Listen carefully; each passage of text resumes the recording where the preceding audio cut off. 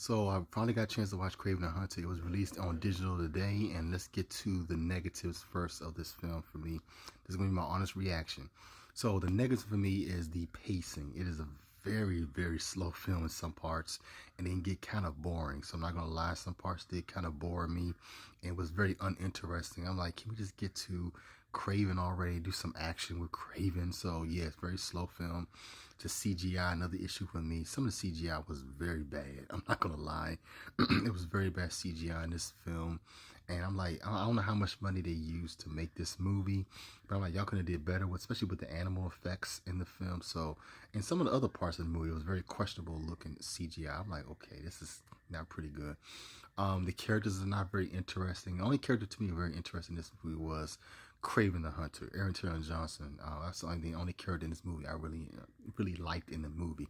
That's to say anything I would say. Then it just wasn't very interesting in this movie. So that would be my negatives in this movie: is the pacing and the the CGI and not very interesting characters in this movie. So the positives in this movie, I would say, is Aaron Taylor Johnson. I think he was pretty good as Kraven the Hunter.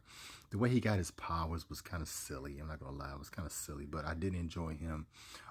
Very particular scene, especially the way his powers are in the film, is pretty freaking cool.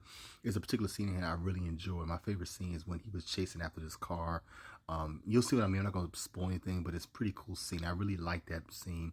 So I would say the parts with Kraven is in action is a positive to me. And I did, some other thing I don't know, a lot of people's complaints was Rhino. I didn't hate the look of Rhino. I didn't think he was the greatest looking, but to me, at least they're trying to make it comic accurate, because better than what they did with Paul Giamatti in Speeds and Spider-Man 2. So I'm not really having complaints too much about Rhino. And I like this particular scene at the end between him and Kraven. The whole fight scene was pretty cool. So I really enjoyed that part as well. So I would say the only positive is Aaron Taylor Johnson's Kraven. I mean, I like this guy anyway, and a lot of stuff he's been in. And I thought he was pretty good in this film. That's probably the only character in the movie I really was interested in. Russell Crowe, I mean, he was being Russell Crowe. I didn't hate Russell Crowe though. I didn't think he was that bad in this film either. So I would say that's probably the only plus characters I liked in this movie was Aaron Taylor Johnson and Russell Crowe.